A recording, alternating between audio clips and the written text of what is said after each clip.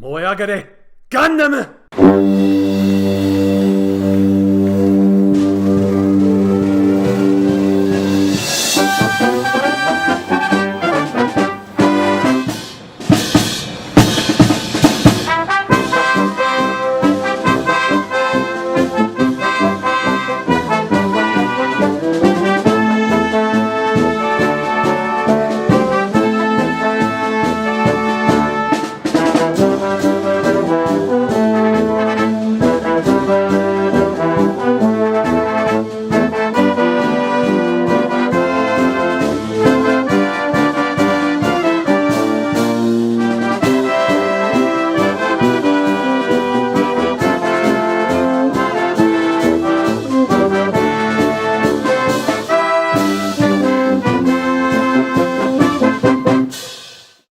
Hello and welcome to Weekly Suit Gundam, a special bonus podcast brought to you by the folks at Japanimation Station. I am Sean Chapman. And I'm Jonathan Lack. And we are here once again to dive into the wild and wacky world of Gundam. That's right, another week, another Gundam. Those bastards have done it. They put out more Gundam, so we're here to talk about it. This week on the show, a very special episode because we are discussing Mobile Suit Gundam GQuuuuuuX Beginning, the movie edit of the first 3 episodes of the new Gundam show, which is a co-production with Studio Khara, Mobile Suit Gundam GQuuuuuuX. The show proper will air in April, but they put together this little special kind of premiere movie, and luckily that also came out over here in the States, which does not always happen. So Jonathan and I have both watched GQuuuuuuX Beginning. It is a wild thing. It is really awesome, though also not something for if you have no exposure to Gundam, you will probably be very confused, as many people. I could have sort of heard nervous whispers in the audience of people's friends who brought their friends to the screening being like, no, you see, that was his sister. No, he's the bad guy from that show. Oh no. But if you're a Gundam faithful, this was a really cool and crazy thing and a very exciting way to start off our new journey in Gundam that we will continue in April. Indeed, this was fucking amazing. I got to see this at the IMAX event on Wednesday night, and it was at the nice IMAX near me, and it was totally overwhelming. I loved every second, and I went in totally cold. All I knew was the title and the Studio Khara connection. Like, I knew who was directing, writing, those sorts of things, but I hadn't watched a single trailer. I'd seen, like, the poster, that was it. I had zero idea this had anything to do, spoilers, with Universal Century Gundam. Mm-hmm. And when it kicked off with the narration from Gundam 79, and then proceeded to do an alt-universe take on it for 40 minutes, my mind was pretty well blown. And then after 40 minutes, it becomes something completely different. And man, I loved every second of it. This is so good. I can't wait for April. That's the only bad part of this, is that we have to wait now to see more. And really, we have to wait probably to May, because we're going to have to wait 3 or 4 weeks for all of this to air. What did you think, Sean?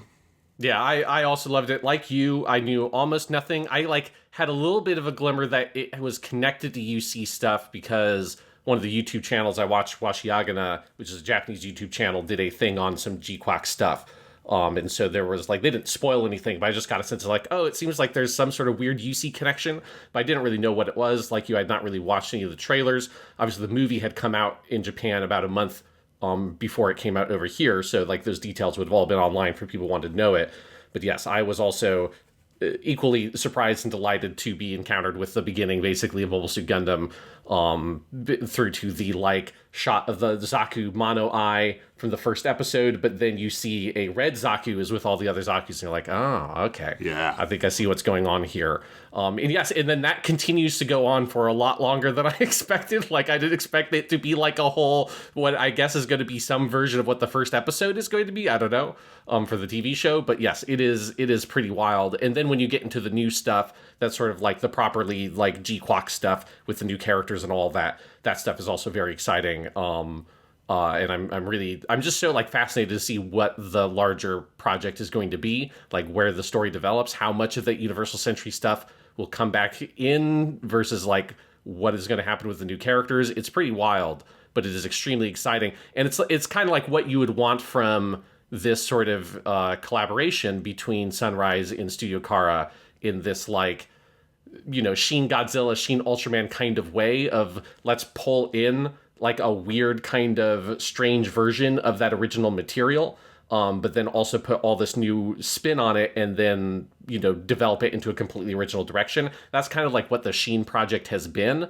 This is not exactly one of those. Obviously, like, it's going to be more of its own original thing going forward, but it does share a lot of DNA with a lot of that kind of stuff Studio Khara has been doing, including with Sheen, Neon Genesis Evangelion and those 4 movies. Like, it feels like it sits in that sort of body of work in a way that's pretty interesting, at least so far with this first movie. Yes, and it also incredible production. This was so cool on the big screen. I don't know about you, Sean, but the sound in my theater was unbelievable. Like, my favorite part was, honestly, in terms of sound design, just all of the redone tracks from Gundam 79 in full surround sound. Was just amazing, but it's great. And one thing we should say before going forward is a note on pronouncing the title of this show, because it is weird, and I think what's extra funny is that it just presented in English. There's no pronunciation guide. It kind of looks like you would pronounce it G-cucks, like it's a fucking Gundam porno about people being cuckolded. But if you look at the Japanese, where they have a katakana pronunciation above the title, which tells you how to pronounce it, it is GQuuuuuuX. So G-quacks or GQuuuuuuX, something like that. I do think it's funny that in English there's no pronunciation guide, and I don't know about you, but in my theater, when it got to the part where they're like looking through the data, like, oh, it looks like it's a placeholder title, GQuuuuuuX, everyone in my theater laughed so hard because it's the show just acknowledging it has the weirdest fucking title, and I love it. Yes. It was an interesting theater experience because I don't know what yours was like, Jonathan, but mine was like completely full. I mean, it was not like one of the big theaters at that, or like one of the big rooms at that theater. It was one of the smaller ones, but it was completely full, literally like to the seat. And so that was interesting. Awesome. It was more than I expected. But it was very funny because you could just tell, a lot of people had brought their significant others or like a group of friends or something, and not everybody that they had brought was like inundated with Gundam.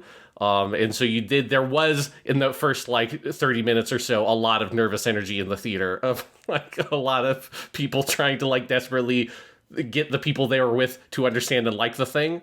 Because I think understandably you would assume, if you're a Gundam fan, that this just seems like a new Gundam thing. That's what I thought it was going to be. I thought it was going to be like Witch from Mercury or something, where it's just all... Because the posters just show off the designs from the second half, which is where it goes full Studio Khara.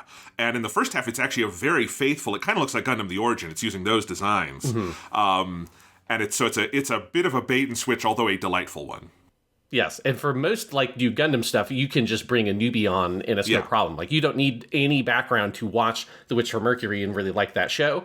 And I suspect that in the TV show version, that would probably not be as big of an issue. Like, if you didn't have all the Char stuff at the beginning, if you just went straight to the original GQuuuuuuX stuff, I think you would be able to get into it perfectly fine. Like, it's not actually that important. The nitty-gritty details of like this alternate reality take and all that kind of stuff, like that's not actually critical for the stories of the two characters, at least in the material that they have so far. But clearly, for the audience in Japan, I mean, there's not going to be anybody in that movie theater that is not going to know what a char is, because it's pretty difficult to not know what a char is if you are a person living in Japan today. Unfortunately, that is not the case in America. So I did enjoy that weird aspect of the theatrical experience. But it was very exciting to see a lot of people in that theater, more than I think I've seen for this kind of thing since maybe Dragon Ball Super Broly, or Super Superhero. Like, the Dragon Ball movies got like a really big audience when I went to see those. But this was a lot more than, for instance, Kimi no Ito, or like some of the other like anime movies I've seen, or like Spy Family, Code White. Like, this was just like a lot of people were there. Yeah, and I think I go to more of these things than you just because I go to more movies than you. And I still would probably say that. Like, I've seen some of the other anime package... Well, here's the Demon Slayer movies have had more. Like, the premiere events that they did for Swordsmith Village or Hashira Training Arc, those had more. But other than that, I would agree. And I was in the IMAX, so again, it had a lot of seats, so it was by no means sold out. But it was still a lot of people. Like, I've been to IMAX showings of bigger movies that had fewer people in the theater. Like, there were more people for this than when I went to see the new Captain America. So that's pretty cool. And Sean, when we started, just 5 years ago, when we started this Weekly Suit Gundam journey, if I had told you that you would be, in the year 2025, sitting in a sold-out American theater watching Mobile Suit Gundam GQuuuuuuX beginning, what would you have said to me? I would have said that you're going to be alone. Like, enjoy that theater because it's it's an empty space. You can make of it what you will.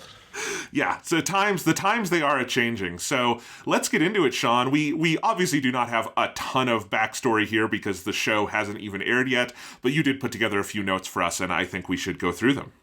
Yeah, so most of my notes are kind of on the staff stuff, but there's a few things here. So just for like the history or the context for a couple of interviews that have come out from the Japanese airing of the movie.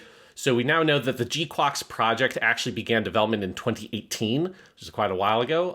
And Bandai Namco approached Studio Khara with an offer to work on a new Gundam series. And there was like a lot of back and forth between producers on either side. Specifically, like what started to build that bridge is that Studio Khara contributed work to episode 7 of Gundam Unicorn. And that's kind of what started some communication between the two groups. And then they really started kind of planning this out in 2018.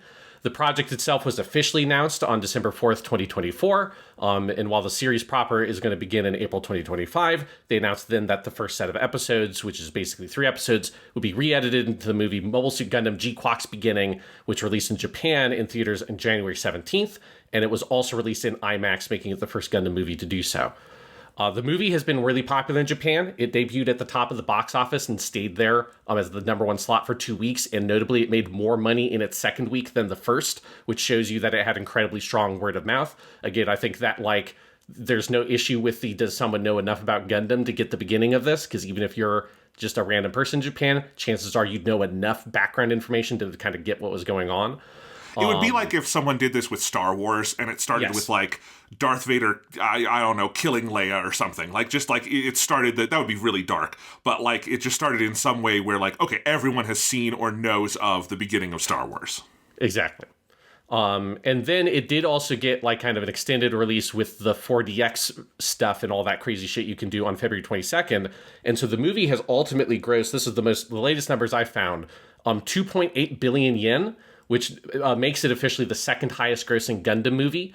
So it has surpassed both what is now 4th, which would be Hathaway's Flash. 3rd is Mobile Suit Gundam 3 Encounters in Space. And then 1st is Mobile Suit Gundam Seed Freedom. Now, this is not going to overtake Mobile Suit Gundam Seed Freedom because Hathaway's Flash and Mobile Suit Gundam 3 and GQuuuuuuX are all around the same. It's like 2.3 billion, 2.5-ish billion, 2.8 billion. And then Seed Freedom is like 5.3 billion. So it's, Seed Freedom is fucking crazy. And I'd forgotten just how crazy that movie's gross was. But GQuuuuuuX has been like a massive hit, and it's like that's doubly impressive because those other things are like movie-ass movies.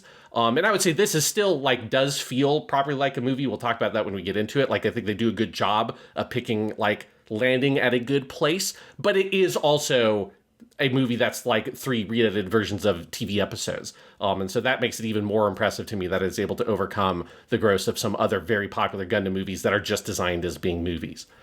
And then that leads us, of course, into the American release, which on February 28th, it finally came out over here through GKids, which I love that GKids is like this big distributor of anime over here, but they haven't changed their name ever. Just because like GKids is such like a funny name for a brand to release a movie like this and Kimi no Ito that are not like, they're definitely not kids movies. So I always get a kick out of that. They're the best at what they do, and we're lucky they got it because they're just like, even, Crunchyroll does good work, but I actually think GKids tends to get their stuff on better screens.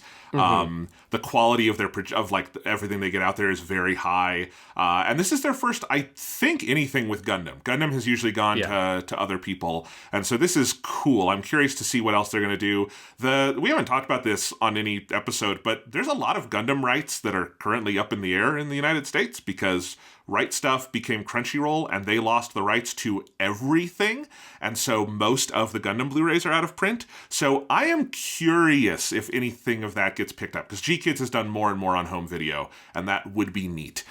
So we'll see if this relationship continues at all. Yeah, but that's all I've got for history/context. Obviously, whenever we do our GQuuuuuuX episode, when the TV show finishes airing, we'll have more history stuff we can get into there. But let's talk about the staff, because this is, again, a co-production between Studio Khara and Sunrise. Studio Khara, you would understand as being like the Anno Hideaki studio, right? This is a studio made after he left Gainax. But it is, of course, not just the Anno studio, because there are lots of other amazing people working there, including the director of GQuuuuuuX, both beginning and the TV show, which is Tsurumaki Kazuya. Tsurumaki began working as an animator in the 80s, but he's most famous for when he joined Studio Gainax in 1990 to work on Nadia, The Secret of Blue Water, or Fushigi no Umi no Nadia. And he was like a fan of, Gainax obviously had done all of their like kind of weird fan work projects and stuff like that, and Gunbuster, and he was a fan of all that stuff. So he joined them when they were working on Nadia in 1990, and then he worked on all the Gainax stuff. In 2000, he debuted as a director with Fooly Cooly, which is, of course, not just a popular and well-regarded show in Japan, but that's one of those anime that like broke big over here, kind of in an Eva sort of way, right? So Fooly Cooly, because it was I think Adult Swim. I don't think it was actually Toonami, but that was like huge over here. That's definitely what people would know him from. Then after Fooly Cooly, he directed Top no Nirai 2, or we know that as Die Buster over here. I made a mistake in my notes. That is Die Buster. And he followed Anno after he left Gainax and formed Studio Khara. Tsurumaki was one of like the people, a large group of people that joined him as one of the founding members of Studio Khara. And then there he was a co-director on the Neon Genesis Evangelion movies. All those movies have like a billion directors. I'll get into that a little bit later because it'd been a while since I looked at the credits of the fourth Neon Genesis Evangelion movie, and the credits of that movie are weird. But he is one of the co-directors on those movies, so obviously did a lot of work for those. Yeah, and we're going to talk about all these people pretty soon on Japanimation Station, because we have an episode on the original Gunbuster, Tapuo Nerai, which is the 9th episode of that season. So sometime this season on Japanimation Station, you'll hear us talk about all of these guys. And Tsurumaki did his first work, basically, in commercial animation on that show, and he was like a wunderkind from the beginning. He was like the kid who came on and was like, from a very young age, was like such a star that they were quickly elevating him through the ranks. Exactly. In terms of screenplay, we have two people credited for the screenplay here, is Enokido Yoji and Anno Hideaki. Enokido is, from what I understand, he is the like main writer for the TV show, because he has like the credit series composition and the credit screenplay. He was one of the main writers for the Sailor Moon series, and then followed that director Ikuhara Kunihiko when he did his follow-up kind of thing, Revolutionary Girl Utena. So he's the main writer for the last couple of seasons of Sailor Moon, and then also for Utena, and then he was also one of the sort of writers, not the main writer, but one of the writers for Neon Genesis Evangelion, which is part of that Studio Khara connection. So that means that the last two Gundam shows have had big Utena connections, because the writer on Witch from Mercury is one of the Utena people, and Enokido is one of the Utena people. I love this. The Utena to Gundam pipeline continues apace. It's a great show, so you get great people. Then we have, of course, Anno. We don't really need to do a big introduction on. He's Anno. One thing I did find is based on some interviews, most of that big stuff at the beginning with the alternate universe, Universal Century stuff is Anno's material and like was his idea. You don't say that. The really nerdy, we're referencing to the micro scale, everything from original Gundam, that was Anno? No way. Yes, I have to assume that at some point Anno's the one who raised his hand and was like, what if we make Shalia Bull one of the main characters of the new Gundam show? That's when I knew. I'm like, Shalia Bull, the character who's in one episode and in the novels, and that's who it's so nerdy, it could only be him. It's great. Yes, but originally that was just going to be a brief cold open, which I think makes sense. I think you can feel exactly where that break would be when after Char gets into the Gundam and he wins or whatever. There's like a little point where it feels like you could like fade to black and bring up GQuuuuuuX and then just go to 1980 or the year 0085 and just go on from there. But instead they ended up just expanding it and expanding it and expanding it until it's the length of like a full episode. I'm very curious when this airs as a TV show, like will they just like put that out as the first episode and that's it? Because that would be I feel like you have to do at least the first two, because it would be very bizarre if you're someone who did not go to the theater to see this thing and then that is what you just are given, like an episode that is like a crazy like speed run through the 1 Year War, but in this alternate universe take where like everything is kind of slightly different.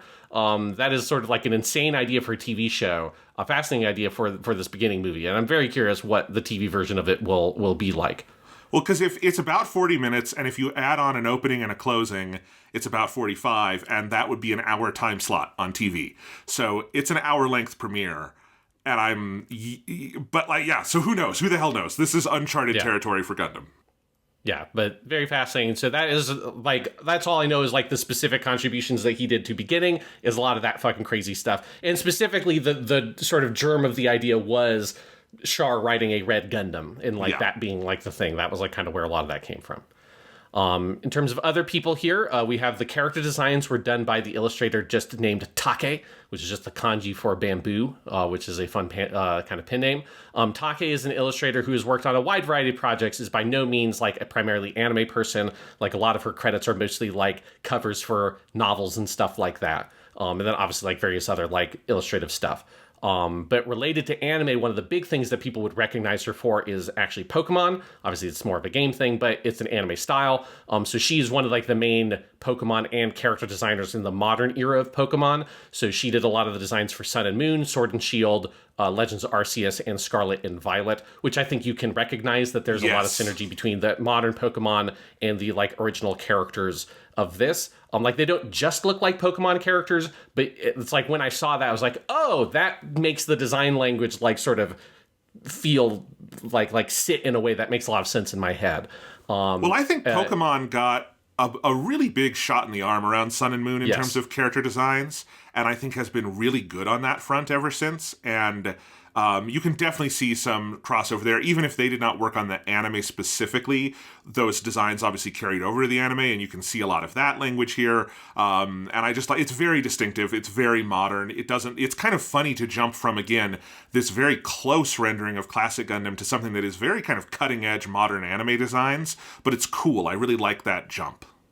Yes, although it does make it incredibly funny when Cameron Bloom shows up and he just looks like Cameron Bloom. Yes. Like, because they completely redesigned Shalia Bull in order to fit into the characters, the new characters, because he's there. And like, you know, Char does not show up in the modern day stuff, but Cameron Bloom does show up and he just looks exactly like Cameron Bloom, and I got a big chuckle out of that. So the one other quick note on Take is she is one of a large number of people credited with the credit design works on the final Shin Evangelion movie 3.0 plus 1.0. And so I assume that is part of the connection that eventually got her this job here, which is obviously a much bigger profile role in this film. One of the other most important credits here is our mechanical design, which is Yamashita Ikuto, who people, if you know mecha stuff, are going to know him. He has done lots of very famous mechanical design stuff, but most directly, he did all the stuff for Nadia, Shigi no Umi no Nadia, and of course Neon Genesis Evangelion. So he is one of the main mechanical designers there. And so that is your obvious connection. And that's one interesting thing about this movie is that while it does do its remixed One Year War stuff, it doesn't ever just faithfully reproduce the designs of the One Year War mobile suits. So the Zaku's are recognizably Zaku, but they have lots of specific design changes. And then the Gundam is pretty fucking wild looking here, and obviously has some of that EVA DNA in there, which is cool. It's much taller and ganglier. That's how you can tell immediately that these are EVA-esque designs, is just the long arms and legs and kind of the skinny torso, all of that stuff. But it's sick. Yes, and then the head is very different. It's got all the crazy eyes kind of lens things on it. I think it's interesting that you don't get, I think, that very iconic Gundam head design until the main character gets into the GQuuuuuuX and activates the super duper fucking whatever the Omega Psycommu device, and then the head thing locks into place. You're like, okay, that looks like a Gundam. Every other Gundam design up to that point feels weird and kind of off kilter. That's clearly an intentional design choice, and I thought that was interesting. And it shows you that it's not their remixed One Year War stuff is not just only Char went onto the mission instead of staying at the base. It is more comprehensively an alternate reality that this is taking place in. In terms of storyboards, we've got a host of people here. So the director, Tsurumaki Kazuya himself, obviously did some of the storyboards. Anno Hideaki is one of the people credited for storyboards. But alongside them, we also have Maeda Mahiro and Yatabe Yoko. Maeda was a co-director on Shin Evangelion movies 3 and 4. Again, all those movies have a lot of different directors. So that's why there's like, I'm saying a lot of, oh, this person was co-director on this, because there's lots of directors. And he has been deeply involved in most of the Gainax and Khara productions, right? He's like an old school Gainax guy. But you also have Yatabe Yoko. Yatabe is much younger than these others, who are all, old school guys who are working in the 80s. Yatabe's basically our age. She's in her early 30s. She joined Studio Khara after graduating from college, and she did a lot of notable work on several series that Khara subcontracted for in like 2017, 2018, really notably Darling in the Franxx, and then also the modern version of Gegege no Kitaro, for which she also did a lot of work on like the movies that they've done recently for that. But then she was one of 2 assistant directors, which is the credit Fuku Kantoku, just to make it clear what I'm saying is assistant director on Shin Neon Genesis Evangelion 3.0 plus 1.0. And just that, because when I was going through, I'm like, how many directors does this shit have? When I looked at the credits for the 4th one of those movies, that movie has 1 supervising director, which is Anno, has 3 directors that they just call director, Kantoku. Both of which is Tsurumaki is one of them, Maida is the other one. I didn't write down who the 3rd one was. And then has 2 assistant directors. One of those assistant directors is Yatabe Yoko. Just to sort of put in context how fucking crazily complicated the production of that movie was, is that's how many people you need credited for some version of director to put that fucking movie together. Is pretty crazy. I've looked into this before because I write about that movie in my dissertation. So when you cite movies, you put the director down. And my decision was, I credit everyone who's like a top-level director, so it was Anno plus the 3 directors, not the 2 ADs. But but I had to write 4 names every time, and it's just a lot. Yeah, it's a very funny way to break out because obviously there's just so much going on. You need to delineate the responsibilities so much. It's one of the longest animated movies ever made, and it took 10 years to make, so there's not like a surprise there, but it is just complicated. Yes, it's just like it's a... you don't see these kinds of credits in other movies because other movies don't have that kind of production history. And then the last piece here is we have our composers for the music. Obviously, there's also like a lot of like pulling music from the 1 Year War stuff for the very beginning, though a lot of it is also like, redone versions of that music, or there's like a really cool instrumental version of Shaga Kuru that plays in one scene. So there's like a lot of original stuff mixed in there as well. But obviously, like this show has its whole own very original music in the majority of the movie. And this is done by the pair Terui Yoshimasa and Haso Masayuki. And they are both members of the band Seraph, Siraph. Just because I have to make that clear, because when I say Seraph, you want to spell it Seraph like the angel, but they have an I in there. So if you're looking them up, that's who they are.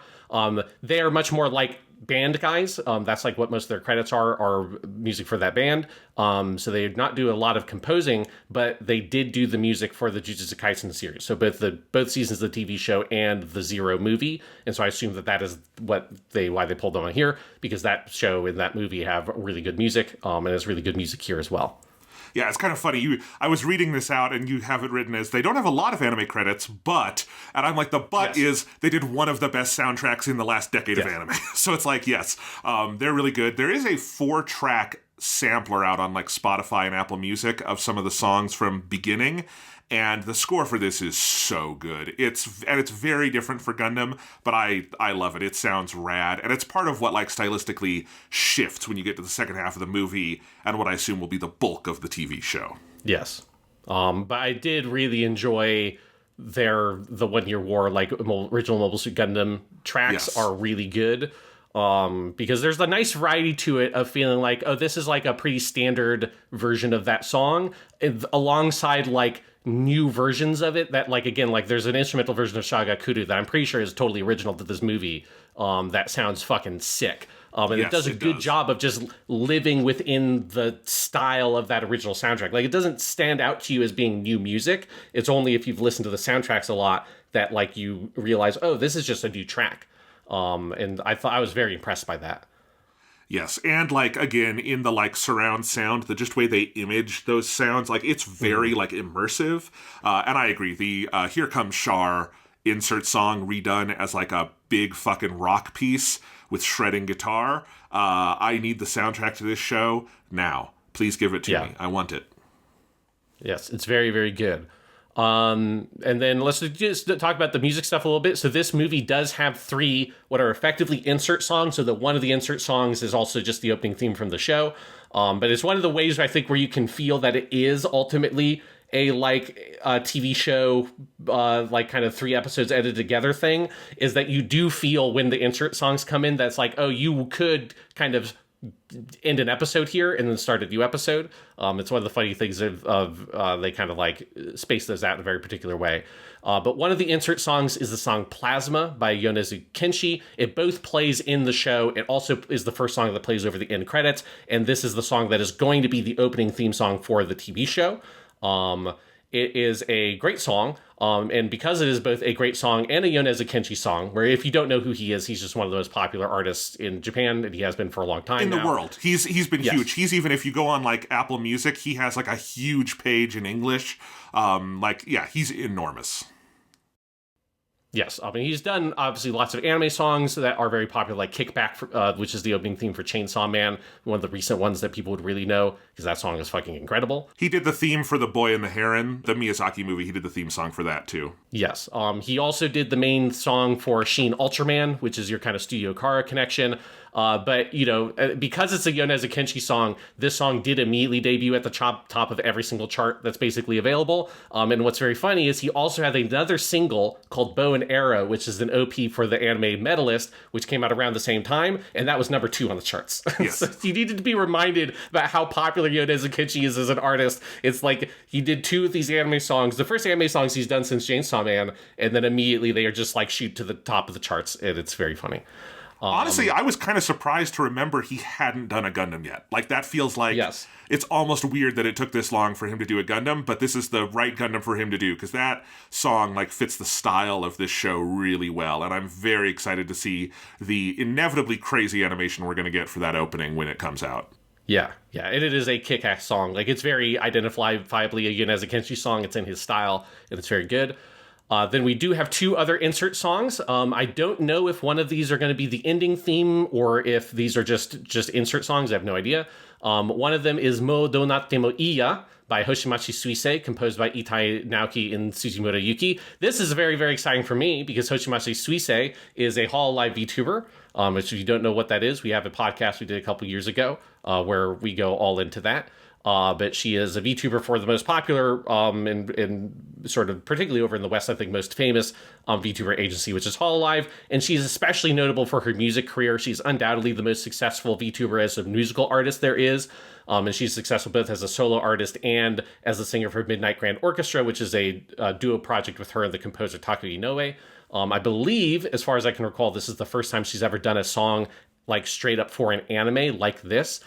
She's done some stuff that like is collaborations with different projects, but never anything that is truly like an insert song or an opening or ending theme. And it is a very cool song. I'm curious to see, again, is this going to be the ending theme? Is it just going to be an insert song? I don't know. But as soon as I heard her singing, because I listened to a lot of her music, I'm like, oh, shit, that's fucking crazy. I did not know that she did a song for this movie. So that's very cool. And then we have one other song, which is Midnight Reflection by the band No Melon, No Lemon, which always reminds me... Hall of Fame title for your band. Yeah, Japanese bands have the best names because they're like English and they're just insane. And just to be clear, you have to, as far as I'm concerned, you have to write it No Melon, No Lemon. No Melon and No Lemon are each one word, and it's all in capitals. And I think it's very important that you respect the stylization of Japanese band titles because they are always the fucking best. No Melon, No Lemon, they are a pretty new band. They only started in 2021. And it's very interesting to me that when the song started playing, I was like, is this a YOASOBI song? YOASOBI did like the Shikufuku, that song at the beginning as the first OP for Witch from Mercury, because it sounds a lot like YOASOBI. Yes. It's not YOASOBI, but when I looked them up, the singer, who is a woman here, she is like a kohai basically of ISA, the singer for YOASOBI, so she's like younger than, but it's kind of like learned from her. And then the composer for the band is a Vocaloid guy, just like the composer for YOASOBI was a Vocaloid guy. So while they are not YOASOBI, they basically are made up of the same DNA as YOASOBI, and I found that was very interesting. And so yeah, I really like this song a lot. I'm interested to hear more from that band because I really like YOASOBI a lot. And it was interesting to hear a band that's like really close to that style, but is not exactly that style. And I was very delighted to hear that song. Yes, absolutely. And yeah, I enjoy all the songs in this film. I love that this just feels like another Studio Khara-ish thing to do. This is an 80-minute movie and it has 3 insert songs. It's just great. Yeah. I love, and all of them are in the last 40 minutes too, so they're very heavy on it. But it's a great set of music, and if there's that much already, I assume there will be more to come. Yes. And again, I'm very curious if one of these is the ending theme or if there's just another song that we have not yet heard. But yes, I'm very excited for the show and to see what else they're going to do with the music. Yes.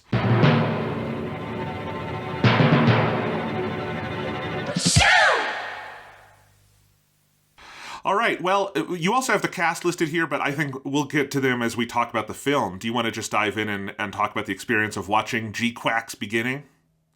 Yes, what a absolutely wild experience it is. Yeah, I was just kind of floored by that opening section. I was just kind of talked about already, but that slow realization of like, oh shit, okay, they're doing Universal Century. Oh, okay, they're doing like a weird twist on it, and oh, okay, this is not like the first 5 minutes of the movie. This is like a whole fucking thing. That slow realization that like we're in here for the long haul, like they're fucking really doing it, was pretty crazy. I know, because, again, the only thing I knew was the Khara connection, and then having seen some of the Pokemon-esque character designs on the posters. And those are not how Universal Century Gundam characters look. So you're spending this whole time with, again, like, not just very Universal Century Gundam characters, but it's the origin design, so they look even more like Yoshitake Yasuhiko. Like his stuff, like Yoshikazu, sorry. So it's like very Yasuhiko coded, all of that, and like and it's all the music, and so it's like, when does the other shoe drop? And it is so detailed in how it envisions the alternate universe. It's, again, no anime fan is a bigger otaku than Anno Hideaki. We talked about this on the Gunbuster episode that you guys are going to hear in a few weeks, and I learned a lot of this also just in my dissertation, because I have a whole section on kind of the birth of Gundam as a phenomenon, and Anno comes out of that moment, and so he was very involved in all of this as a fan, and you can just feel that here, because it is like the most detailed and lush Gundam fanfic you will ever see, down to like the Chalia Bull stuff. It's funny to be like, haha, Chalia Bull, he was in that one episode of the TV show, but this is not Chalia Bull from the TV show. This is Chalia Bull from the novels. Like, this is very recognizably, if you've read Tomino's novelizations, where Chalia Bull is a much bigger character, and he has this exact relationship with Char, where they call it the MAV thing in this, but it is essentially the two pilots working together. That is a thing from Tomino's book. And so it's just really cool to see how many threads they're pulling on. But it also doesn't just feel like masturbatory fan service. I think it very easily could if it were done at a less high level. Like, it's very entertaining. It moves very fast. There's obviously a ton of dramatic incident, but it also, by the end is leaning very hard into the new typey stuff and creating this big mystery that is going to carry through the rest of the show. So there's a lot of like unicorn, I think, in the DNA here as well. Khara worked on unicorn. That does not surprise me that there would be that connection. But yeah, it's fascinating. Yeah, it is. It's just like interesting of where you're like, you get this such a hyper accelerated run through of this alternate reality 1 year war, right? In a way that's almost like disorienting, I think, on purpose, of where like large jumps in time happen, and you're kind of like unbeknownst to them when they occur. Like, it's not filled with tons and tons of, Shin Godzilla-esque, here's like the date and the exact location on the screen. Like, they're not giving you that information all the time. And so you're kind of putting together like, oh shit, like in this version, the attack on Solomon already happened and Dozel is dead, and stuff like that. And so it's like really interesting trying to piece that together. And I think I also really enjoyed the sensation of sort of trying to figure out, okay, well, because our focus is on Char and the immediate surrounding material on him, you don't know what's happened to the main characters of Mobile Suit Gundam, the crew of the White Base and all that kind of stuff, and getting the sense of like, what is happening on the Federation side of the war if they don't have the White Base and the Gundam.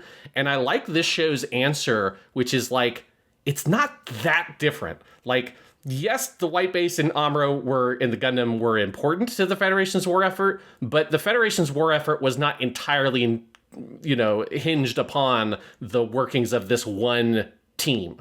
It is an entire war. It is a massive war between everybody on Earth and all these fuckers in space. And so the white base and the Gundam and all that, yes, like obviously the outcome of the war ends up dramatically different. Like they were important, but also like the day-to-day war effort is not that dramatically different. And I thought that that was really interesting, that like a lot of the main events still broadly occur and are not ultimately altered all that much. And I thought that that was like a cool perspective. And then also they never play the Amuro card. They sort of like hint at something and then they reveal that it's Sayla instead, which I thought was a really cool moment where you think, okay, this is where Amuro has landed. But instead it's Sayla has become the sort of new type-ish pilot on the Federation side, which is a great twist and what I'm curious to see if they pick up. You have like intimations of what I assume is going to be Lala that triggers the giant crazy thing at the end, but they also never make that clear. And I kind of am hoping that's secretly Amuro for like the most gay thing in the history of Gundam to finally happen, because it would truly be, and that would be amazing.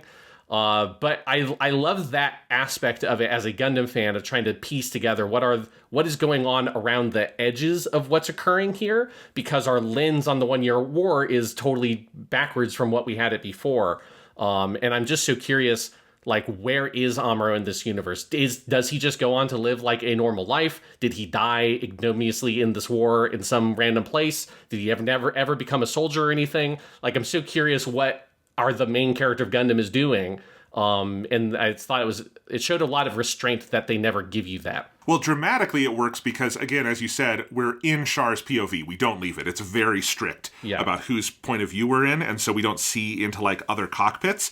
There's the moment early on when Char's first fight in the Gundam is he fights a gun cannon, the big red mobile suit. Yes. And I initially read that as he killed Amuro. I just thought that's, okay, Amuro got in the gun cannon instead of the Gundam, and then he got killed by Char. But you do have the Lala stuff. You have Haro exists in this universe, and there's no Haro without Amuro, unless they're going by, like, the origin. Because it's also unclear which version of events are we following, because the origin has Haro as a separate thing from Amuro. You know, the mobile suits were earlier, so it's unclear. But, like, those are all mysteries. Like, I definitely think you're meant to wonder who is in the red gun cannon, like, when Char fights them. Because it does the thing where he puts the beam sword into the cockpit and vaporizes who's ever in there, but we don't know who it is. So there's little things like that. You know, what does Captain Bright become in this world? Is he a POW in, like, a Zeon war camp somewhere? Because he would have been on the white base when they captured it, except they also blew up the fucking cockpit, or not the cockpit, but like the bridge of the white base. So maybe he was there and got vaporized, which would be very sad, because he was instrumental in winning about 7 wars for the Federation. But yeah, and like we also, when we get to past the end of the war in the second half, we get very minor details on sort of how the political order is. And I think that's also interesting in how complicated it is. It's not just like Zeon 1 and now everything is different. You still have, like, Side 6 trying to be independent and stuff like that. So I'm curious how much we get into that. I think it's notable we never see Gihren Zabi. I'm very curious where we're going to go with that. We see Kycilia. We don't see Gihren. And so it very much seems like by 0085, Kycilia and Gihren are in some kind of uncomfortable power-sharing relationship. And so that other shoe has to drop at some point. But there's a lot. I mean, they also interpolate the ending of Char's counterattack here by having the asteroid that is going to be dropped on Luna 2, and Char winds up breaking that up and disappearing. So they're pulling from a bunch of different things, which means, again, if you're a Gundam newbie, not for you. But but it's very much for us.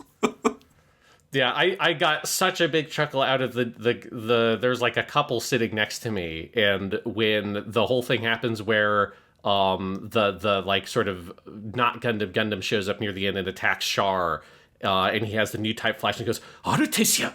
And you're like, oh shit. And then the dude next to me leads over to like his girlfriend or wife, whoever he's with, and he's like, that's his sister. Like, right, because if you don't know Gundam, you just feel like, what the fuck is an Artesia? Like, what are you talking about even? But if you're a Gundam fan, you're like, oh my god, oh, that's so sick. That's such a cool way of incorporating Sayla, because it makes so much more sense that Sayla would be this rather than Amuro, right? That Amuro needs like the exact circumstances of the beginning of Mobile Suit Gundam for him to become who we recognize as Amuro. And Sayla is the one who is much more on her own right, very impressive.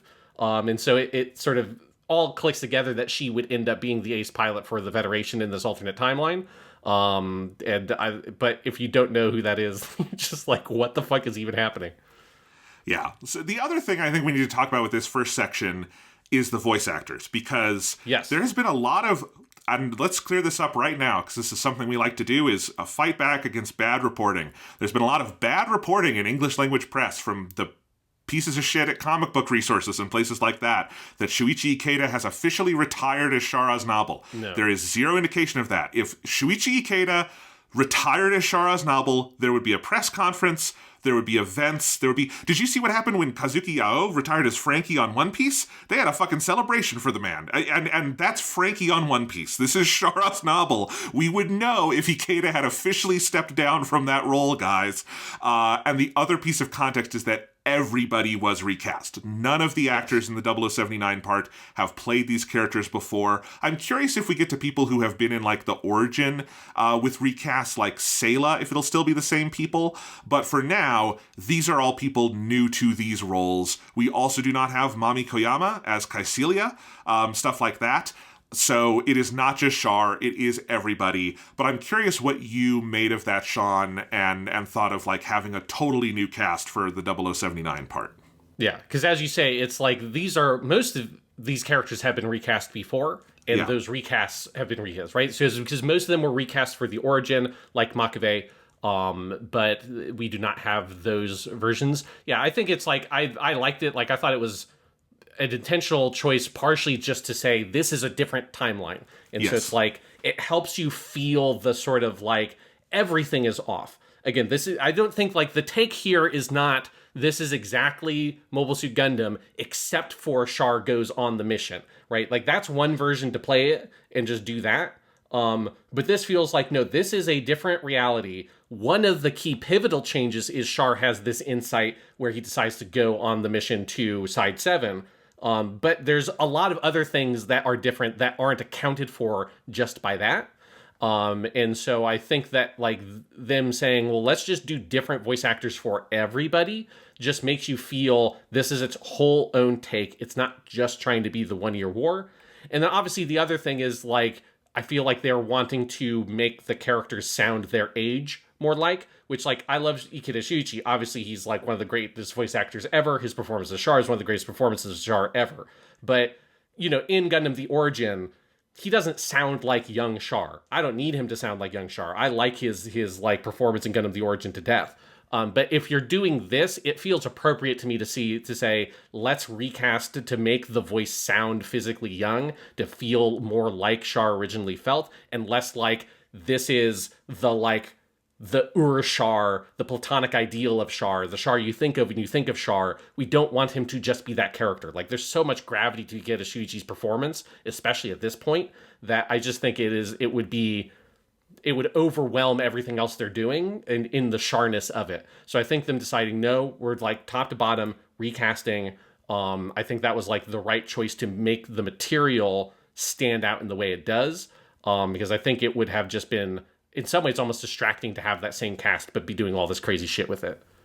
I think that's true. And I also I think my main read on it was to emphasize that this is an alternate universe, as you were saying, like that this is not the same thing, because and some of it is that there's an eeriness to it. If you know Ikeda Shuichi's Char, Char, which everybody obviously in Japan and most people watching it here would know that performance, there's something very unsettling about hearing, because Anno's script is really good at capturing Tomino's dialogue style, particularly for Char. He's very good at writing Char lines.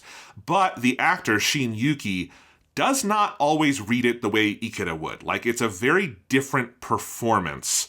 And I think there's something about hearing the Charness, but like this version doesn't quite have the same, I don't know how to describe it, but evil twinkle in his voice that like Ikeda would give, where it's like you can hear like the kind of humor and irony in it. This is a little darker, and there's something about hearing that that I think it helps you separate this as its own thing, but also creates this unease that I think adds to the tension of things are happening differently. Because I was very, like, forward in my seat, like, what's going to happen next? And I think part of that is it is so defamiliarizing and unstabilizing. Yeah, absolutely. Yeah, and I do think that Shin Yuki, who plays Char, like, does a great job here. Like, he has not been in, like, a huge amount of stuff. The big thing, like, by far his best known role is he's the main character Takemichi in the show Tokyo Revengers, which is a very popular series. I watched the first season, didn't like it that much, but his performance was really good as the main character in that show. And I think he does a really good job here of, like, evoking some of the, like, specific Char elements without ever doing a, like, impersonation of the character. You know, like, he's got a little bit of the intonation, but he's not, like, leaning super far into that specific Char-like intonation. And so, yeah, as I say, it feels like a much more kind of grounded performance than you'd normally get from someone else doing Char, which is more them trying to, like, sort of just do the Char thing and that's it. Here it feels like he is a, like, different take on the character from the ground up. And it's like, what if you just did Char today feels like the approach to the performance. And as you say, it makes him feel a little bit more human, less iconic. And that brings with it a kind of darkness to it, where you just have like less of this, like, sort of like the confidence of Char's sort of like Charness, his infallibility, his ability to be like, even when he's wrong, he's right, kind of quality that Char has because he's so beloved and likable as a character. This brings him a little bit closer to some of that original Gundam stuff where he feels more purely human. And I think that's just, like, really adds a lot to the mystique of what happens, especially when you get into those last few moments where he is trying to sort of, like, do the most Char thing ever, where he's concocted this plan that he's then going to, like, fuck up his own plan because his real plan is to kill the zombies and then take over in the ashes, and then that all goes wrong. Like, all that stuff I think just works so well, and he sees time. I just think, like, getting a younger, more, not totally inexperienced, like, this is not like they cast someone who doesn't know what he's doing to get, like, a raw voice, but someone who is in a much younger generation of voice actor come in and reapproach some of this material. I just think he does a really, really good job of threading that needle between evoking Char, but also building his own, totally own original version of the character. Yeah, I agree. Then I think it helps also for other characters, like, particularly because Chalyabul is effectively a brand new character as depicted here, or at least brand new to anime. Because again, like, the main inspiration for this characterization of Chalia is the novels. And so we have someone new here. Obviously, like, not that Chalyabul is a character whose, like, voice acting history is super, famous or anything. But yeah, the actor we have here is Kawada Shinji, who you put down as Shino in Naruto, and I was looking through his credits too, and he's more of a character actor, not someone who, like, plays big lead parts, which makes sense, because that is very much what I think this version of Chalyabul calls for. Yes, Shino, for people who maybe don't remember, he's the bug guy from Naruto. So he's like a really major supporting character in Naruto. And as you say, like, Kawada Shinji, he is not like the lead. He very much is a character actor guy. So it's like he's been on a lot of stuff. He's been voice acting for a long time now. But he is not the kind of guy who you would stand out as being like the lead dude. But yes, like, I really like this take on Chalyabul. You have this very homoerotic scene between him and Char where they're like, having this meeting over wine or whatever. That just feels like, because all the Garma stuff has gone totally different. Like, Char needs some other outlet here. And that's what Chalyabul ends up being. I really like the take on Chalyabul. Again, like, it is a different take on the character, both in that they're pulling stuff from the novel, but also it's clear that because he is your kind of anchor character in the modern day stuff, that they have also made his design totally different. He does not look at all like the Chalyabul from the original Gundam TV show. And so he is like, his design fits in with the modern characters much more clearly than it does with the original Gundam characters. But that makes sense because that is the role that he is given in the overall storyline. And it is really interesting, though, that it is Chalyabul and that it's not Lala Soon, right? That's one of those, like, big mysteries that hangs over, is you have that Rose of Sharon thing that Kaisuya talks about that Char resonates with, that the easy assumption is that would be Lala, although you can't take anything for granted given everything else that is different in this universe. But it is interesting to see how, like, Chalyabul fills the role that Lala normally filled in in Char's life. And there's something interesting about that being a man that adds to the, like, inevitable bisexual charm of Chara's novel. That like that just rolls kind of the same way. A pansexual, I think, if we're talking about Chara's novel. But yeah, no, totally. And there's at least 3 different official versions of kind of his relationship with Lala, between the TV show, the book, and then the origin, which fleshes it out in a different way. And so I'm very curious which one they're leaning towards, or if this is something totally different. And yeah, because clearly she's around. We have the Lalas in the new type Flash scenes. So, like, she exists in some way, you have to presume, but we have not seen her yet. And honestly, with a lot of the characters, part of what I'm interested about seeing with them is always what kind of voices they get, who we hear. Like, we have Kaisulia and it's Nazuka Kaori, but she has like 2 lines in this movie, and so we'll hear more of her later. I'm very interested to see who they get as Giren, because Ginga Banjo is still out there doing his thing. He's one of the main characters over on Solo Leveling, but if they do this, they're recasting everyone, so I'm very curious who we get for some of those big parts. Yeah, and I'm curious, like, how many of these characters pop up later in the series. I think you have to assume that Kaisulia and Makave will, because they very notably have big scenes in the beginning. So, as you said before, Kaisulia is voiced by Nazuka Kaori. People probably know her best as Yurika in Yurika 7. Obviously, she's like one of the main characters in that show.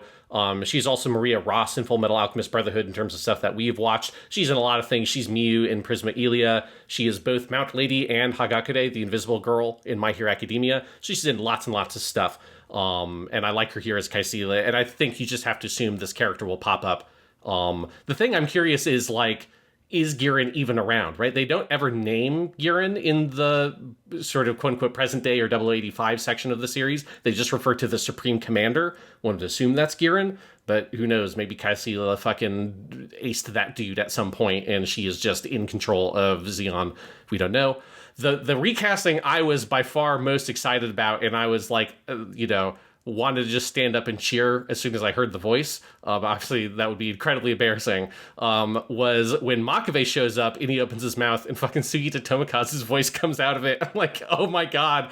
Oh, holy shit, that is so cool. Because obviously Sugita, he's a big Gundam fan. Obviously, we've talked about him in billions of stuff. Like, I just put in my notes, Kyon, because he's Kyon and Haruhi, along with a million other things. Kyon and Haruhi, where he notably ad-libs a bunch of Gundam references in the Endless 8 section, because, again, Sugita Tomokazu is a big Gundam otaku. And yes. He's awesome. Yeah.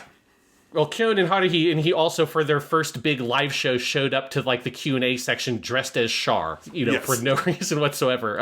Like that Sugita Tomokazu. That picture is in my dissertation, the picture of Sugita as Char, and it's I love that it's in there. That's great.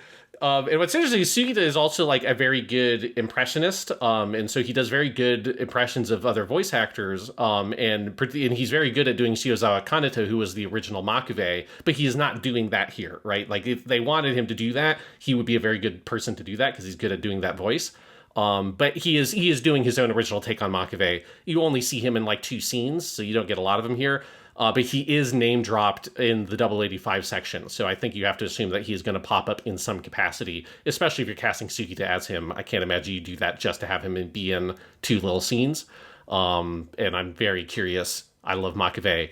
And just the realization that this is a reality where Makave survives the 1-year war is just hilarious to me. It makes you wonder, like, is Ramba Ral around? Is he fucking still doing good? Because, if there's no Amuro, does he still stick through it? It makes you wonder what other, like, stalwarts of the Zeon Empire have made it, if Makave is still here. But I was very happy to hear Sugita play that character. 100%. Yeah. But yeah, that's the basic, section of the movie that is that opening. Putting a lot of, like, feelers out there for future plots. Mm-hmm. Like, I'm very curious who we catch back up with and in what context, because the second half is also very strict about its POV. It is mostly stuck with the new characters on the ground level.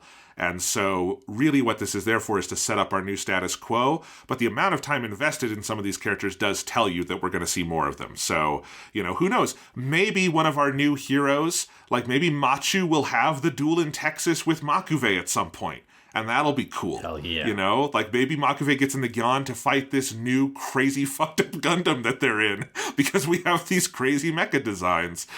But yeah, we jump into the second half of the film, which is the maybe first episode or two. We'll see how this is actually split up in the end of the I mean, it's definitely 2 episodes because you have 2 fights, right? So you have to assume the first episode ends with her getting in the GQuuuuuuX and having that fight, and then the second episode ends with the clan battle. Like, that just feels like such a clear episodic structure.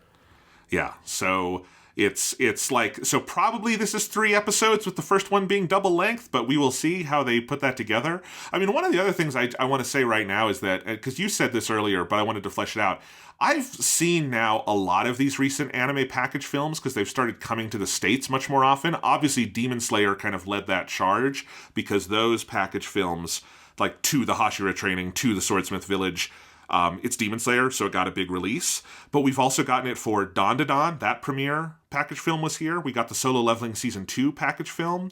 And so I've gone to a lot of these, and they're generally fun. But the general thing you get is that you get to like the end of the premiere or something, and then it's kind of like to be continued, and you feel like, I want to see more, right? Like Solo Leveling was the first 2 episodes and it was like very hype and it didn't like end on a cliffhanger, but you want more. Dawn to Dawn does just end on a cliffhanger. They showed the first 3 episodes, which is weird because that season has a 4-episode arc to start. But like that one just kind of ended mid-thought and then goes off. But this does feel properly like an 80-minute experience. There's obviously a lot more to come. There are, you know, many threads that have yet to be picked up and resolved and all of that. But this movie does have like a full climax with the clan battle. It does have a very clear arc for Machu and her and like the main 3 characters getting together as a unit, all in that stuff. Coming back around to the idea of what they call the sparkle here, the Kira Kira, and like the new type flash and all of that. So as a package film, this is much more like well put together, and I think is probably part of why it's done so well in Japan and now here, is because it doesn't feel like this is a strict, it's for fans only in the sense of what it's dealing with, but it doesn't feel like you just have to be a weird enthusiast to go to the theater and see this, because it is a satisfying theatrical experience unto itself. Yes, obviously it helps that it's not an adaptation of existing material like those other examples, right? Because there's like, you know, it's a tall order to say, let's do the first fourth of an arc from Kimetsu no Yaiba as a movie and find a way to stop it in a way that's going to have a satisfying resolution, right? Whereas here they get to sort of have that sense of, you have your big crazy opening section with all the crazy Char stuff, and then you get, again, what I think was clearly shaped as 2 episodes of stuff, but having, I think, those 2 episodes is a great structure in and of itself, because you get your kind of first loop of this material, you get introduced to the characters, you get your first fight where she sort of doesn't really know what's even going on at all. And then you get your second go around of leading into the final fight of the movie, where now she's like a little bit more conscious and is making a more active choice to do these things. And that, I think, just clearly has like a much better narrative structure to land on a good point. So I think that it feels like it was the absolute right choice in terms of where to stop and how to kind of bring to that conclusion. And because you've got this big opening sequence of the 1-year war, it gives you like a full theatrical runtime. Whereas if it was just those 2 episodes, it would feel too short for a movie. And then, as you say, like the material, while, you know, there is not, you know, a huge amount of that 1-year war stuff comes up in the 85 sequence. Enough key things do. You still have Shalia Bull as this character who's around the edges, and he's like trying to pursue Char. There's the mystery of what happened to Char and the Red Gundam that reappears that you learn about at the last like kind of section in the movie, where you have that new character introduced who's riding the Red Gundam. And then you have the Kira Kira, the new type flash, the like, you know, seeing time and all that shit, the cosmic glow, right, that happens in the cosmic glow episode of the original Mobile Suit Gundam. So all that stuff does have a sort of like resurgence at the end of the movie that I just say gives it a nice sort of structure. So you certainly would never mistake this for being like a movie on its own. Like, I think it's clear that it isn't just like, oh, this is one in like a trilogy of movies or something. It doesn't quite feel like that. I think you do still feel a little bit of that TV shape in the second half, but that doesn't, I think, distract from the experience. It's still like a totally satisfactory viewing experience that I hope that this is like available in like easily accessible in the future in the way that some of those movie edits aren't always, because this feels like a like really cool way to experience this section of the story. that I hope that this doesn't just sort of disappear after its theatrical run. Yeah, and I'm curious, because those almost never get released as, like, a Blu-ray or anything, but it would be cool if, like, in Volume 1 of the Japanese Blu-ray, they put this on there or something, because it would be cool to see this edit, because, like, it's also very, like, you can feel structurally where the edit breaks are, but it's not like it does the fade to black, fade back in, which is sometimes what you get in these package films, so, yeah, it's very cool. But yeah, let's talk about the second half of it, and I guess there's so many ways we could go with this, from going through the characters to everything, but what did you just think of the overall atmosphere as we switch over, and now we are in the new world that has been created by this alternate history, but which allows Studio Khara to go full Studio Khara on Gundam, and that kind of whiplash feeling that we get. Yeah, I mean, there definitely is a big whiplash feeling. Like, it's very funny to me that it's so short after, it's like 6 or 7 years after the end of the One Year War. And so you're just like, it feels like there would have had to have been so much more time passed for the world to have changed so much, for people to go from looking like Yoshikaze characters to Take characters, right? Like, we have all of our Pokemon trainers running around in the world now. Although, who knows, maybe Side 6 was just always like that. You know, maybe Side 6 was just always, like, fucking weird. I mean, Cameron Bloom was, like, the only normal-looking dude on Side 6, and everyone is, like, a crazy anime lady. But, you know, like, that part is kind of funny, and I suspect that that will be something that in a eventual TV version would feel less harsh if you have like an episode break between the two, because they do have, that is where they have the only fade to black, right, where they go to black, they bring up GQuuuuuuX beginning as the title, and then they go in. It is a very, very, very late title drop for the movie. So you get a little bit of a sort of cognitive break, but yes, it is a harsh sort of shift in aesthetic, but in overall style as well, just in terms of like the direction, the editing, right, all those things like transform in the second half of the movie, and it takes like a second to get used to that whiplash effect. But I love what they're doing. You know, it is so Studio Khara. It is so like Fooly Cooly. If you've seen that show, like, it is not at all surprising that Tsurumaki is here, right? Because it has that like sort of like youthful, hip energy to it that is very like defining of Fooly Cooly. Can I just break in here and say, yes, I was today years old when I learned the show titled FLCL is pronounced Fooly Cooly. I have not seen it, so it took me a while to figure out what you were talking about. I have to be honest. Yes, well, this is one of the great advantages of Japanese as a language, is you can figure out what the fuck their crazy titles are. But yes, FLCLL is Fooly Cooly. That's what the show is pronounced. And yeah, like, just, you know, as soon as you meet your main character, Amate/Machu, as she later names herself, I guess it was her, like, childhood nickname, and you get a little bit of, you know, there's a little bit of, like, Camille-ness to her, right? This sort of, she's living in this sort of colony that's being oppressed in various ways here. It's not the Titans here. It is this, like, sort of the exterior political influence of Zeon clearly is weighing heavily on this colony, and you have, like, the military police that are abusing their own citizens, and all this stuff about the like immigrants and stuff, and them just like ripping up the houses. I like that she has that very Camille like energy and this sort of built-in frustration at the injustices of the world, and that the mobile suits are an outlet for that. Like, it's a clear she's in that model of a Gundam protagonist.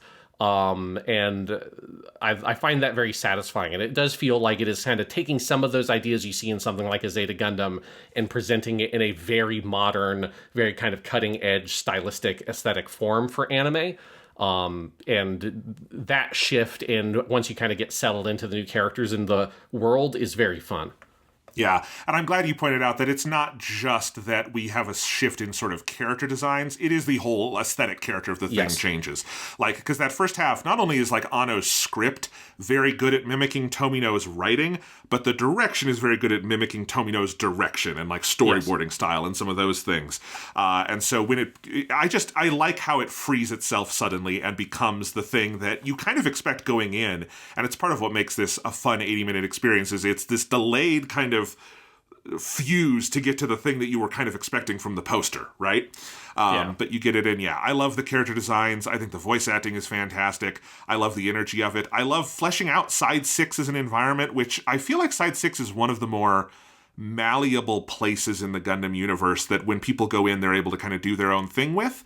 Obviously, 0080 being one of the most famous ones to do this, and that one showed a pretty down-to-earth version of Side 6, because that is where, Bernie and Alfred live and have their Studio Ghibli adventure that ends in just tragedy. So that version of the more of the Takahata side of Studio Ghibli. So you have that, but this is more this one feels like it's Side 6 populated by a bunch of Jupiter weirdos, if you want to put it in Gundam terms. And so I'm loving that. And it also, now that we're mentioning Side 6, do you think we're going to see Amuro's dad somewhere? Because maybe he still fell out of Side 7, and maybe he's still here with his, apoxia in his head and all of that stuff, his oxygen deprivation, and that would be hilarious if that's how they introduce the Amuro stuff in there.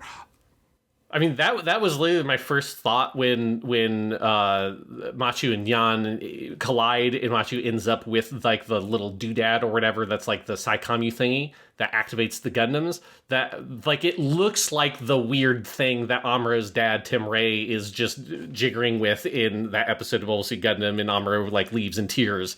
I was I wonder if it's Tim Ray. Where is he?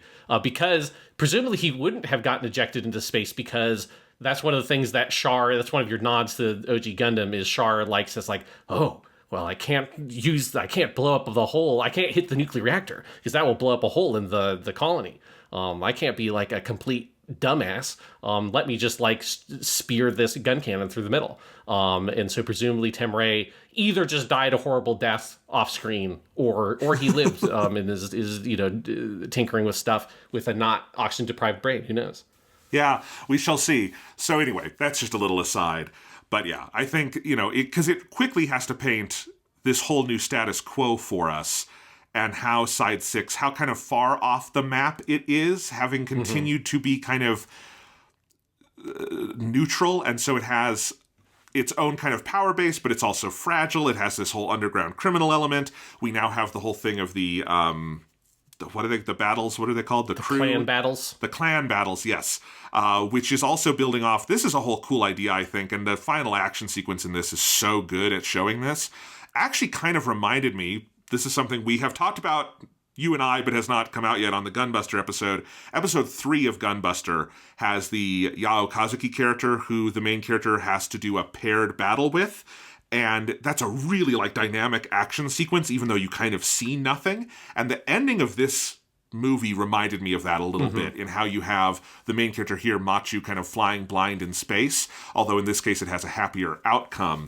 But yeah, you have this whole kind of new way of doing Gundam battles, is how they've imagined it, of having this kind of clear partner structure that builds on the whole idea of having the Minovsky particle and the inability to track, and so you have to do it through visuals, which means you kind of have both a spotter and a fighter. And it's very clear that Studio Khara has put a lot of thought into how to visualize that, because it's a really cool way it ends. I think it's also, again, an interesting connection point to Witch from Mercury. I think it's interesting that both of our new Reiwa-era Gundam shows have some kind of formalized duel system going on, and Witch from Mercury had its own version of that was more kind of the Utena-inspired, sparring sort of thing, and here we have the clan battles. I would guess that these shows were being developed in tandem, and there's no commentary in either direction, but I think it's interesting how they both came to somewhat similar ideas in different directions. Yeah, absolutely. That it feels like, its historical Gundam counterpart would be Mobile Fighter G Gundam, which has the same, we gotta, go and have these dual style things. But yes, it is very interesting that you have two in a row. Because there are a lot of similarities between this and Witch from Mercury, both in terms of the character designs. While they are not of the same aesthetic, they both feel like they're doing the same thing of they're right at the cutting edge of anime aesthetic. They're they're not going for a more traditional anime look. They're really pushing their character design aesthetic out to the fringes in a way that makes the shows feel very, very modern. They don't look like, if you watch any random anime that's airing today, they're going to have a much more subdued style. It's much more like if you watch Dan Da Dan, right? It's more in that world of how they're doing their character designs, which is awesome. But then, yes, they also both have a very similar kind of engine to the story, which is your kind of like battle academy sort of setup. Witch Mercury is literally a battle academy. This is a little adjacent to that, but the whole notion of the duels and all that kind of stuff going on. So it is fascinating to see like these two shows, as you say, we know from the timeline, developed in tandem, but have come to sort of similar conclusions on what can you do with like a modern Gundam. That's interesting. And I like this show's focus, though, on the seedy underworld aspect of it, right? That these clan battles are not like officially sanctioned. It is like, it's probably a lot closer to something like OG Fast and Furious or something with like street racing, where it's more about this whole community of effectively criminals who are betting and gambling on these very dangerous activities using this like, you know, like ill-gotten goods, typically speaking.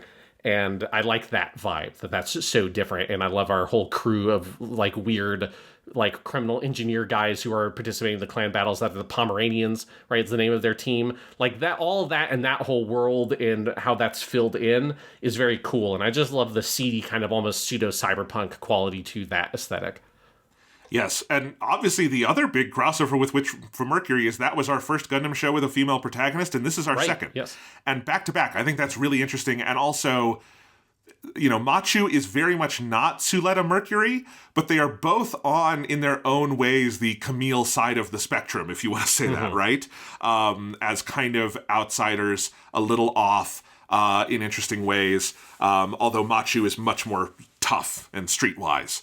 For obvious reasons. So yeah, let's get into our characters here and talk about, because we have our main trio of Machu, Nyan, and Ito Shuji, who will be carrying forward. And we don't know that last one super well because he's in like the final third of the movie. But I love these characters and I'm very excited to see this trio in action. So tell us about who's voicing them, because they got some top tier talent. Yes, well, they got some top-tier talent, and they got some KyoAni talent, which I was very amused by. That all of these are notable KyoAni voice actors. So Machu, our lead, is Kurosawa Tomio, whom you would know as Oh My Kumiko, everyone's favorite euphonist in Sound Euphonium. She's been obviously in other stuff, like she was also the lead in Land of the Lustrous. And then probably the thing, I have not watched this show, but I've heard her performance in some clips from the show. The thing that is the closest to the performance she's giving here is she's the character Rebecca, which is like the weird little blue girl in Cyberpunk Edge Runners. You have almost certainly seen that character design, even if you haven't seen the show, because the character's super popular. And that's a much more like, kind of like Machu is a lot edgier, a lot more punk. Obviously, like, I did not really recognize this performance initially, or her voice, because like it's worlds apart from what Kumiko sounds like. What Kumiko just kind of sounds like Kurosawa Tomio's like more natural voice. This feels a little bit more of a more anime kind of character, but it's a great performance. I think you just initially you fall in love with Machu immediately, both for the character design, which is phenomenal, and I think Kurosawa Tomio just gives so much life immediately to this person. That scene right at the beginning where you're introduced to her, where she is like doing that handstand and looking at the sky, and commenting on like what it is to live in the colonies, right? And like, you know, the sky isn't above your head, it's underneath your feet. And she's never known a real sky, and certainly she has never known a real sea as she falls from the diving board into the pool. Like, that's just such an amazing little monologue, visualized so perfectly. And the way that she performs it just gets you immediately into this character's head of this sort of like malaise she's living under in this super, you know, oppressive environment. And that sense of the explosion of light in fantasy that happens as soon as she encounters the mobile suits. I just think it's a really endearing character right off the bat. Absolutely. And, you know, the other difference we would say from Suletta Mercury is Suletta is much more in the Amuro model of the kind of Gundam protagonist who is in some way destined for this thing, right? Mm-hmm. Whether they're related to the person who made the Gundam, or they're in the right place at the right time for the specific, kind of like a Kira Yamato who is like, you know, has some kind of superpower deep within. This is much more in the Camille vein or the Judai vein from Double Zeta of the person who is just standing around when the thing happens, right? Yes. And it just falls into their lap. In this case, like very literally, they get this thing planted on them and then have to find out what to do with it. Like Nyan runs past and like plants this thing on her so she can get away. And I like both of those kinds of Gundam Gundam protagonists, but I always like the Gundam protagonist who is thrown into it for absolutely no reason other than they were standing in the wrong place at the wrong time, and it's very funny. So yes, I'm enjoying her very much so far. And then Neon is fucking Ishikawa Yui. Talk about an enormous fucking voice actor to get for this. Violet Evergarden from Violet Evergarden. 2B from Nier Automata. Miyoko from Silent Voice, Mikasa from Attack on Titan, also playing in theaters right now in a package film that is very, very popular. That was supposed to be the Attack on Titan, The Final Attack. That was supposed to be a one-night theatrical event. It is still playing in the theater near me, Sean, like wow. 3 weeks later. That thing has been huge. Anyway, Chlorine from Genshin Impact, China from Gundam Build Fighters, and Morgan Le Fay from Fate Grand Order. We are big Ishikawa Yui stans here at Japanimation Station. Yes, yeah, and this is fine. Like, obviously, Neon feels like a character we don't know a lot about, including, I'm not convinced that's her actual name. Like, you know, that... Really, why? Why would Neon not be her actual name? Yeah. I mean, that is what she is credited as. It is what she says. But obviously, Neon is it's the onomatopoeia for a cat's meow in Japanese. Yeah, but she's like a really mysterious character, especially because she isn't even, you know, in the mobile suit. So it's like not entirely clear like what her larger role in the world is, in the way that Ito Shiji we only meet at the very end, but his sort of like function as, oh, he's the guy who pilots the Red Gundam, that is like really clear. I'm very curious what happens with Nyan as a character. But like with Machu, I think the character just comes across so well immediately. The character design is fantastic. I love she has this fucking scene where the like one van or whatever stops and the dude gives her the second package and she's wearing these like very flamboyant sunglasses. He's like, oh god, take those fucking sunglasses off, like you stand out so much, girl, like what are you doing?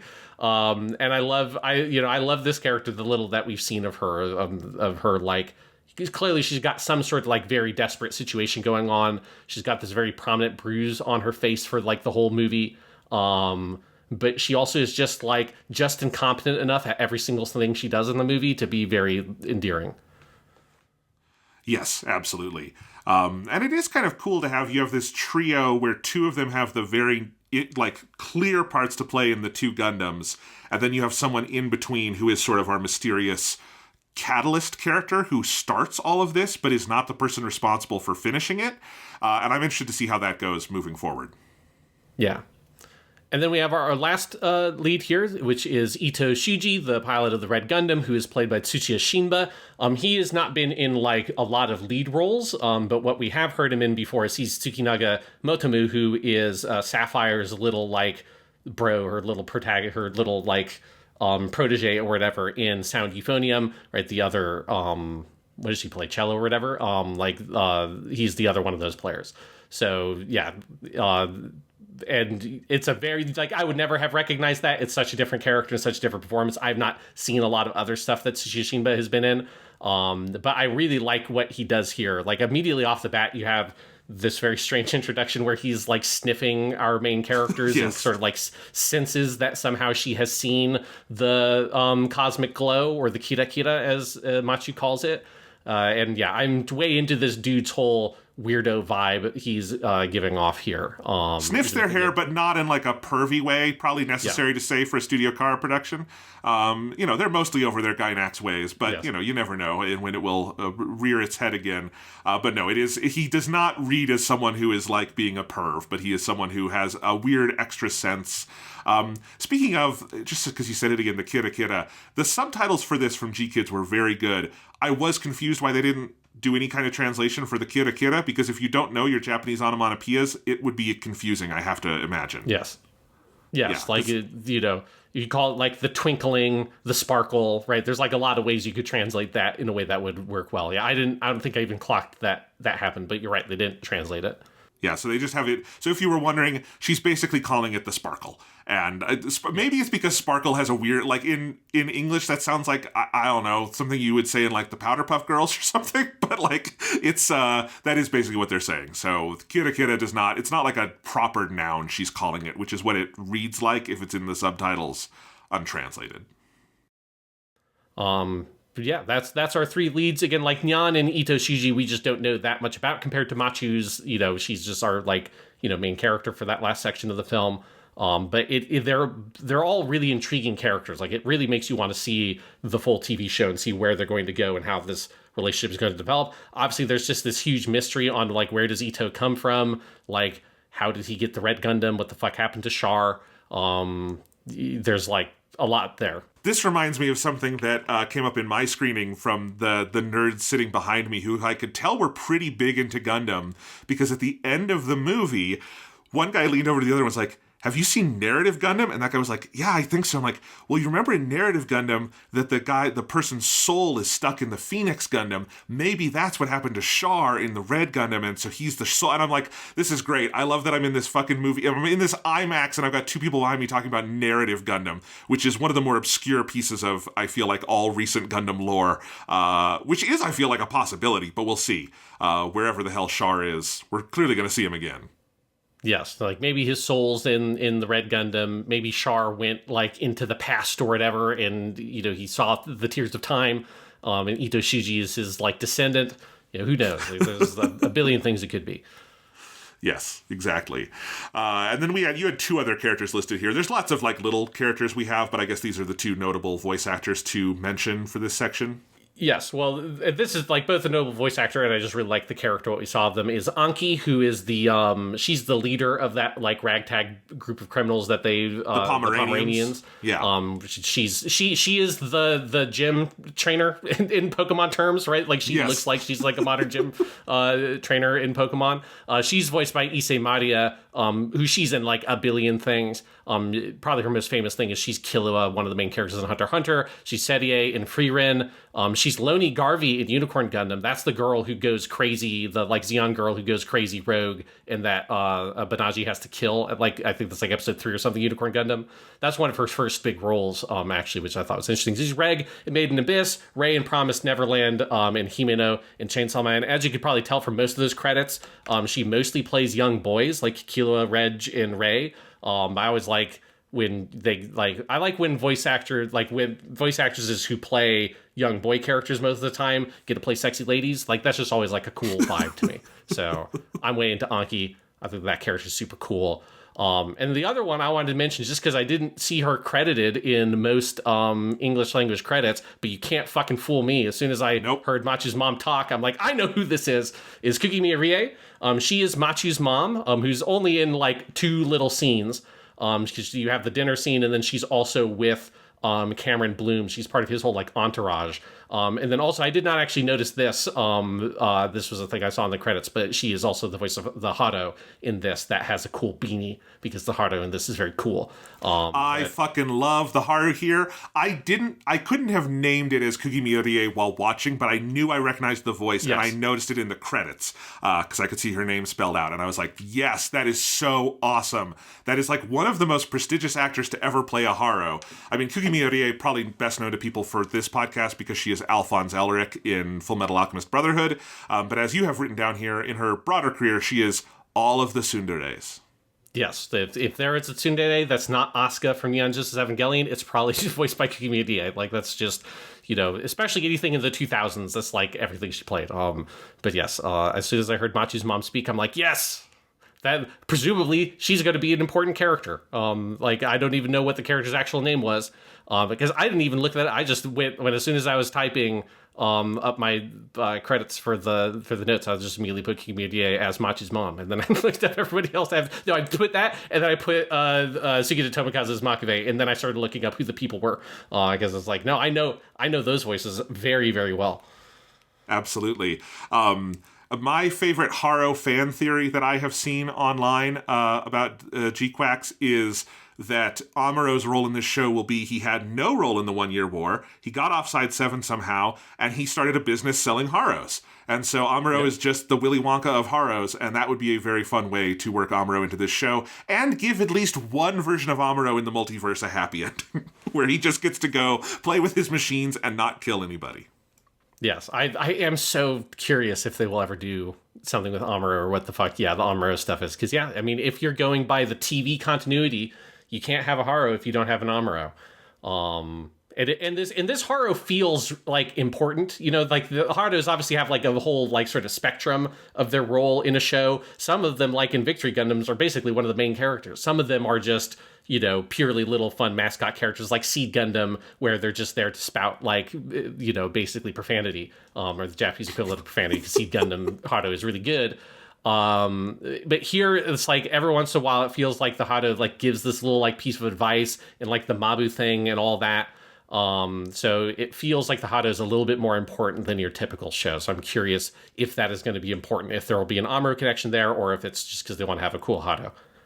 I mean, the Haro has a beanie, and Yes. I need that on my desk. I hope they make a Gunpla or a plastic model in some way of Haro with the beanie on, so I can put that on my desk. It's fucking great. I guess I have a little Haro that I got it from the Gundam store, it had chocolates inside, but I've kept the tin, and I could just make a little beanie for it, I assume, and that would do the trick, but I do like this Haro quite a bit. I would love, Jonathan, for you to learn how to knit purely just to make a little tiny beanie for your little Haro case. I would probably just ask my mom to do that, because she doesn't. And it would be weird. Yeah. How sad would that be? A 32-year-old man going to his mom being like, hey, Mom, can you knit me a little cap for my little Haro, my little robot guy from my cartoon show I like? You've killed me. You've wounded me, Sean. You've wounded me. All right. Is there anything else we need to say about Mobile Suit Gundam GQuuuuuuX beginning? I feel like we're going off the rails a little bit because this is all fucking great, but it is an 80-minute intro to what will be at least a 13-episode season of TV. How long do you think this is going to go? Because Witch from Mercury wound up being 2 cores with a break in between. What do you think we're going to get from this one? I'm going to guess 2 cores. I feel like that feels like what it would be like is the kind of the new normal with modern anime production. Like if you watched through the credits on this movie, every single anime studio in Japan worked on this movie. Like the credits are hilarious where you just rolling down. It's like there's like 5 different Studio Colorido like logos down there. There's just everybody. Studio Shaft was on there. UFO Table. Trigger. UFO Table was on there. It's like everybody. I was actually surprised that I couldn't spot fucking Kyoto Animation doing work on this movie. Like everyone did something. So, anime production is very hard, particularly for something like a Gundam that has so much like action and stuff to it that I'm going to guess we're going to get 2 cores because I think 4 cores is a very big ask for. And also like Studio Khara's style. I mean, they're not even really coming from a tradition of 4-core shows anyways. Like Eva was not a 4-core show. Nadia was not a 4-core show. Like they're more of a 2-core kind of group. Yes. So yeah, my question was less 2 to 4, whether it would be 1 or 2. But I feel like there's too much set up here for this to be a 12-episode show. This feels at least 24. So... And selfishly, I want it to be at least 24 because it's so good so far. I want to spend time with this. It'll come back in April and we'll be able to rewatch this stuff. But again, probably not seeing anything new until May. But man, it's going to be a blast. This is an exciting new era of Gundam. It's so cool that we got another new Gundam this quickly because Witch from Mercury was not long ago at all. And we've had movies in between. Good time to be a Gundam fan, unless you're really, really rabidly waiting for Hathaway Part 2. That has been, and you and I both are. Luckily, there's been other Gundam to tide us over, but that is, one day we'll get it, I hope. Yes. It made a lot of money. It did. But yes, I'm very excited to see this. As you say, it is fun to have gotten a new Gundam show so quickly because the wait before Witch of Mercury was much longer between that and Iron Blood Orphans. I'm just very excited to see what it will be. And obviously, we will do a full episode on GQuuuuuuX. We will have to see exactly what the situation will be. If it's like a split core, maybe we'll do like an episode at the end of the first core. Because I think that's what we did for Witch from Mercury, right? Yes, we did a season 1 because they called those 2 separate seasons. So we just did it as season 1 and season 2. So if they do something similar here, we will definitely be there. Whenever there is a break and we can watch all the episodes and talk about them, Weekly Suit Gundam will return, as will Japanimation Station, Sean. We got a plug. Yes. We've got season 5 of Japanimation Station coming, so if you've wanted to hear more of us on anime, we've been hard at work on season 5, our grand tour of anime. It is beginning Sunday, March 16th, 2025. It will air for 13 weeks through June. You want to do a quick recap of what we're covering, Sean?